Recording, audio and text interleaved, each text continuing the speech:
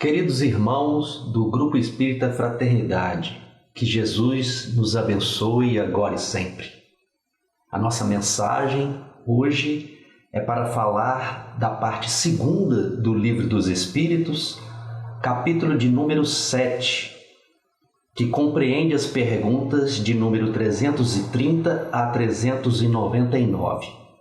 Mas antes, oremos. Querido Mestre Jesus, bons espíritos que nos acompanham, que as energias positivas do alto possam nos envolver em um clima de muita paz, muita serenidade, muita harmonia. E que essa mensagem possa envolver a todos os nossos irmãos, que possam receber de coração aberto, iluminando as suas mentes.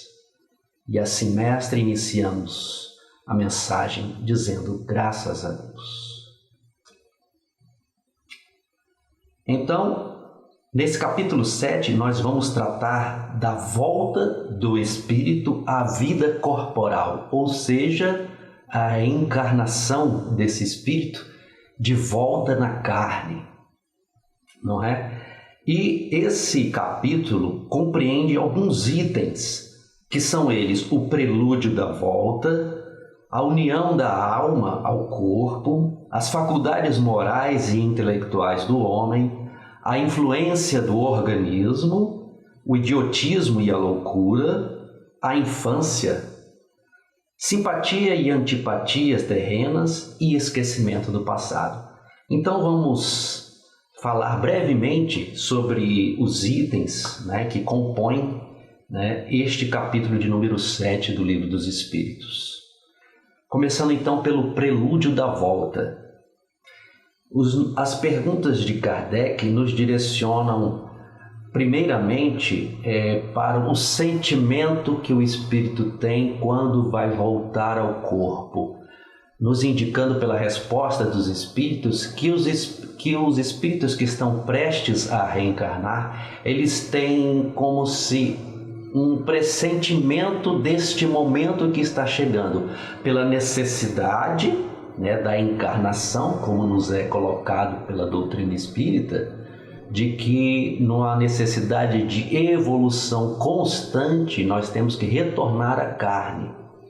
E naturalmente nós encontramos em todos nós, espíritos ainda imperfeitos, nesta necessidade, um medo que é natural de fracassar, aqueles espíritos que já guardam uma certa consciência e aqueles outros também que não têm essa consciência ainda muito animalizados, são conduzidos à reencarnação, mas nem por isso outros espíritos que intercedem ao seu favor deixam de assisti-los, como nós veremos a seguir. Tratando então do corpo, e o corpo é escolhido? Como é que funciona isso? Então, os espíritos nos dizem que existe uma ligação, sim, deste corpo direcionado pelo planejamento reencarnatório, ou seja, aquele corpo que vai ser mais adequado à encarnação daquele espírito. Então, existe, sim, um planejamento reencarnatório. E aquele corpo é selecionado dentro das características que vai oferecer àquele espírito reencarnante as possibilidades de que ele necessita. Então, portanto, sim, existe aí um planejamento. Outro assunto aqui dentro desse item é sobre a perturbação que se dá para aquele espírito que está reencarnando.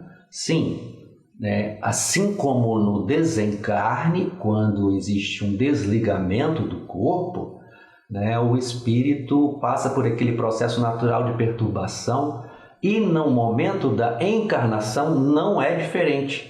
Ele também sente essa perturbação e os espíritos nos explicam aqui que é até maior do que aquela perturbação no momento do desencarne. Mas nem por isso outros espíritos que são espíritos afins, espíritos amigos, que acompanham aquele irmão que está reencarnando, deixam de assisti-lo. Durante todo esse processo, os espíritos nas respostas que eles nos dão, nos informam que esses irmãos que estão prestes a reencarnar, né, possuem ali uma gama de espíritos que possuem afinidade com ele, sentimentos, e o acompanham durante todo esse processo. E nós recordamos aqui, dentro desse item aqui, que fala do prelúdio da volta, do livro Missionários da Luz. Nesse livro Missionários da Luz, é mais detalhado essa questão dos planos reencarnacionistas. Aí fica somente uma chamada para os irmãos que desejam aprofundar mais nesse conteúdo, né? Como o André Luiz nos traz através da psicografia de Chico Xavier, informações mais detalhadas, né? E só para elucidar aqui, né, neste momento em que se está tratando do plano reencarnacionista, né, Alexandre, que é um instrutor, né, convida um dos irmãos que estão ali neste processo de reencarnação, né, para mostrar o seu plano. E neste plano ele informa que ele escolheu nascer com uma deficiência, né, em uma perna, e que isso ajudaria neste processo da jornada evolutiva desse nosso irmão, né, como uma necessidade que ele precisava, né, para dar continuidade na sua jornada de espírito imortal. E não só isto, como também nos coloca aqui o missionário, de que muitos irmãos que estão neste processo de reencarnação optam por uma aparência mais amena, de não tanto magnetismo, que é a palavra que ele utiliza, né, para não realçar aquela beleza física que se constitui de uma prova muito difícil, né, em que muitos dos nossos irmãos falham e não desejam falhar novamente. Então eles requisitam, né, para que eles consigam avançar, progredir, né, uma aparência mais mediana, né, que não apresente essa beleza acentuada. Eu achei isso muito interessante. Dando continuidade, então, nesse capítulo de número 7 do Livro dos Espíritos, o item união da alma e do corpo. Então, em que momento se dá, era a primeira pergunta aqui colocada por Kardec, esta união da alma com o corpo?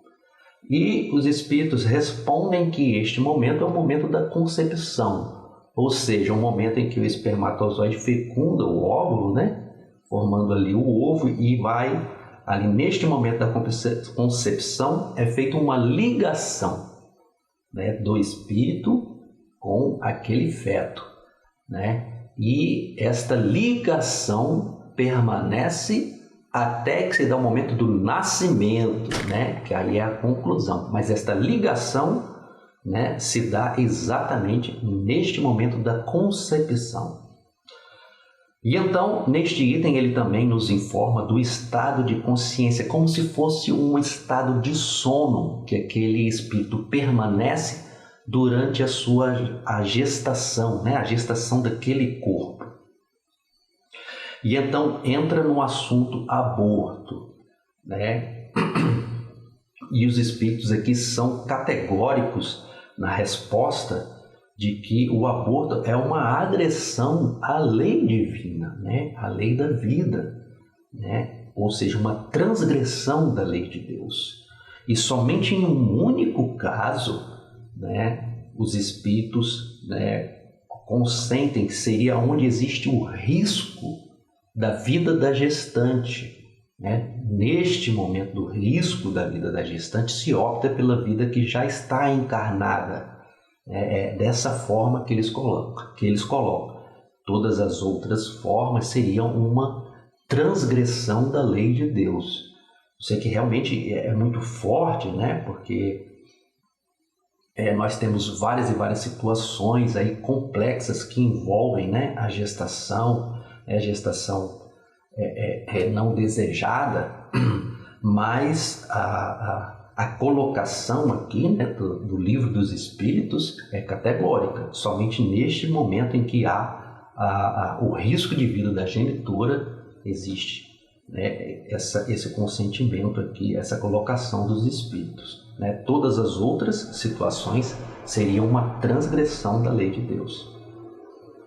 Então, entrando no item faculdades morais e intelectuais do homem, ele trata aqui do assunto da origem, de onde que vem a faculdade moral e intelectual, né? Porque existe muitas vezes aquela ideia de que é o corpo que provê, né? Aquele cérebro avantajado. Não tem nada disso.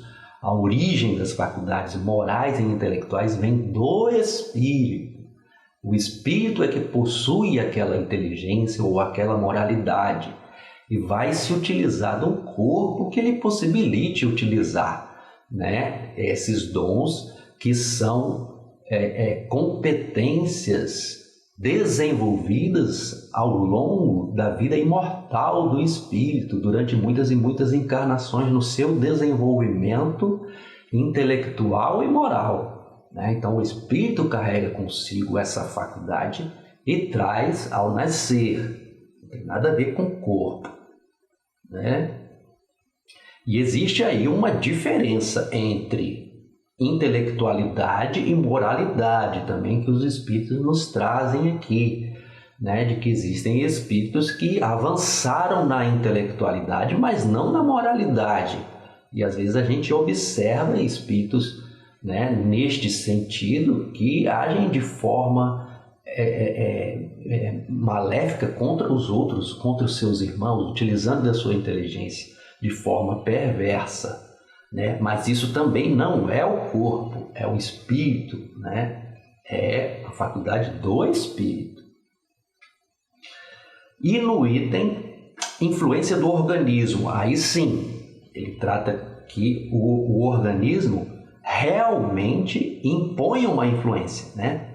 Primeiramente, ele nos traz de que o organismo, ou o corpo físico, nada mais é do que uma roupa para aquele espírito que está utilizando daquele instrumento para se manifestar, né? Mas ele vai ser tolhido na sua liberdade ou nas suas capacidades, vamos dizer assim, de acordo com a possibilidade que aquele instrumento oferece, né? Então, se um corpo tem algum problema de saúde, o espírito vai utilizar ele da forma possível daquele corpo. Então, realmente existe aí, né, uma limitação das faculdades do espírito. Né? Então, neste sentido, existe a influência do corpo, né? Que é mais detalhada no item idiotismo e loucura, né? E aí eu gostaria de trazer uma pergunta da forma como ela é colocada aqui, né, para a gente ter um entendimento mais claro. E a pergunta é a seguinte: que objetivo visa a providência criando seres desgraçados como os cretinos e os idiotas? E a resposta dos espíritos é a seguinte: os que habitam corpos de idiotas são espíritos sujeitos a uma punição. Sofrem por efeito do constrangimento que experimentam e da impossibilidade em que estão de se manifestarem mediante órgãos não desenvolvidos ou desmantelados. E aí, né, fica claro aqui a condição de punição daquele espírito, mas no desenvolver aqui das perguntas e respostas, os espíritos deixam claro de que isso é muitas vezes um resgate do mau uso do corpo em encarnações anteriores, um mau uso da inteligência, como nós já citamos antes, né? E esse mau uso prejudicou outros irmãos, né? Então, o espírito nasce naquele corpo, né, com aquela deficiência por uma punição, e aí ele não consegue se manifestar. Mas aqui é importante a gente fazer, né, ressaltar a providência divina no sentido, né, da bondade de Deus. Deus quer sempre o nosso bem. Inclusive desse irmão que agiu de forma maléfica contra o seu semelhante, né? Ele entende, né, compreende aquela situação, né, de um ser ainda imperfeito e que precisa se melhorar. Então, tudo são instrumentos, né, utilizados pela providência divina para que aquele ser desperte a sua consciência ou tenha condições, né, ao longo daquelas vivências, né, do sofrimento, do despertar e da modificação de atos, de atitudes, de conduta para o seu melhoramento, né? Então não é por acaso. É importante ressaltar isso porque muitas vezes a gente considera um ato de punição, castigo de Deus, e aquilo tudo é bondade divina, é justiça e bondade. Deus é soberanamente bom e justo, né? É uma forma de ajudar aquele seu filho, ou seja, nossos irmãos, nós, né, para o despertar de uma felicidade plena, né, do espírito evoluído, puro, né, onde você vai conviver em paz na sociedade com os seus irmãos. Agora entramos no item a infância, né, onde, né, Kardec faz perguntas dessa necessidade da infância, né, desse período de desenvolvimento, né, e os espíritos aqui nos respondem, né, com relação, primeiramente, da sabedoria divina. Por que essa sabedoria divina? Esse período em que compreende a infância é um período que o espírito está apto ao aprendizado. Imagina aquele espírito imortal, né, que viveu, né, milhares de anos, né? Então ele muitas vezes não aceita ensinamentos novos. É só você reparar, muitas vezes nós mesmos, né, no nosso desenvolvimento depois de adulto, nós não aceitamos, né, algumas informações novas, né, as novidades, as atualidades, né, que vão aparecendo, né, e nós acabamos nos fechando, né? Imagina um espírito de milhares de anos que somos todos nós. Então existe aí esse momento, né, que é o reset ou o restart, né, um reinício, né, para todos nós. É um momento em que nos abrimos para um aprendizado, né, e neste momento, né, os pais, que são os educadores, né, têm aí um campo fértil, né, para semear ensinamentos,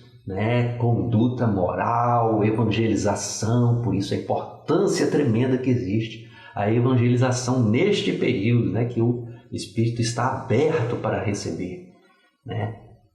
E também, né, ele nos retrata aqui, nos traz que neste momento existe aquela candura da criança, né, que é aquele despertar, né, da criança. Quando nós olhamos para a criança, nós nos sentimos, né, aquele despertar, aquela alegria, aquele afeto, aquela coisa gostosa de ver aquela criança ali, né, de sentir bem.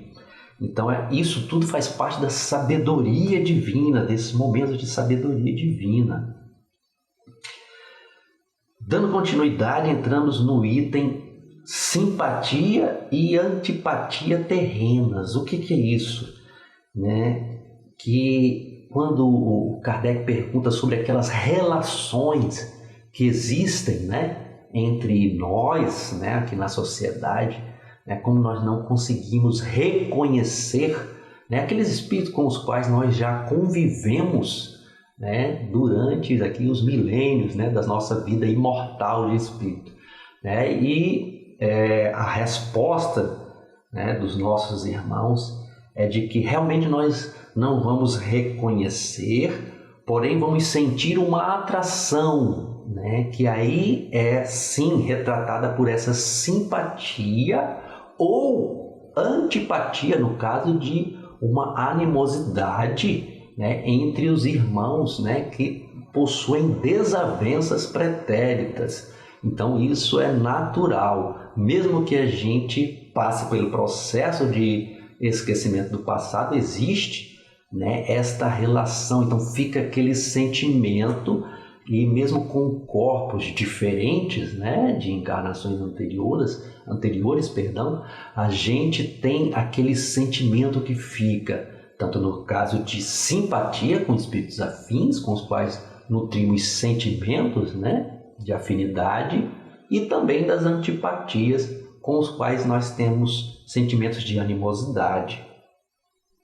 E aí ele também nos traz, que eu achei interessante citar, que essa antipatia muitas vezes se dá com espíritos tanto evoluídos como atrasados.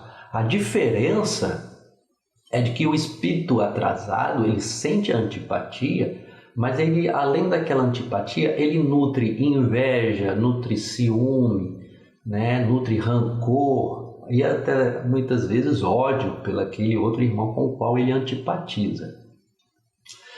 Já o espírito evoluído, que já cresceu um pouquinho, ele sente antipatia pela divergência, né, de pensamentos ou ideais com aqueles outros irmãos, mas ele não nutre nenhum sentimento de ódio, rancor, inveja, né? Ele entende que isso é uma distância natural, né, de ideais, mas que com o tempo aquilo vai se dissipar quando todos estiverem em um degrau mais adiantado, né? Essas antipatias vão se desfazer naturalmente, né? O espírito que já evoluiu, né, ele já tem essa consciência da necessidade do amor fraternal por todos os seus irmãos. E conclui aqui este capítulo, né, falando sobre o esquecimento do passado. É importante aqui ressaltar essa questão do esquecimento do passado, que eu já entrei um pouquinho aqui nesse item anterior, né, da simpatia e antipatia, de que apesar deste esquecimento do passado, né, o espírito guarda em si, no seu cerne, né, aquela intuição, aquela consciência do que ele já foi, né?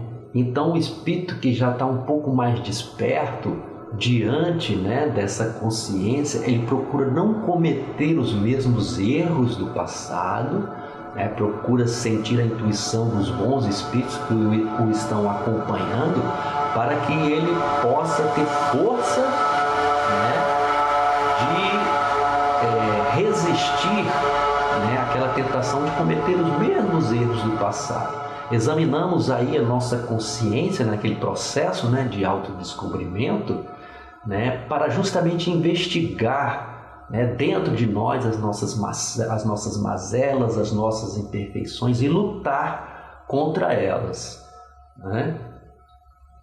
E que é muito claro aqui a necessidade também na sabedoria divina desse esquecimento, né, como nos coloca aqui o próprio Kardec, de que como seria possível, né, a relação, né, da sociedade. Imagine você estar encarnado em um lar em que houve uma desavença tão grande com os seres familiares, que houve um processo ali de assassínio, né, de crime contra a vida com aquele ser que é ali seu irmão, seu pai. Como seria a convivência?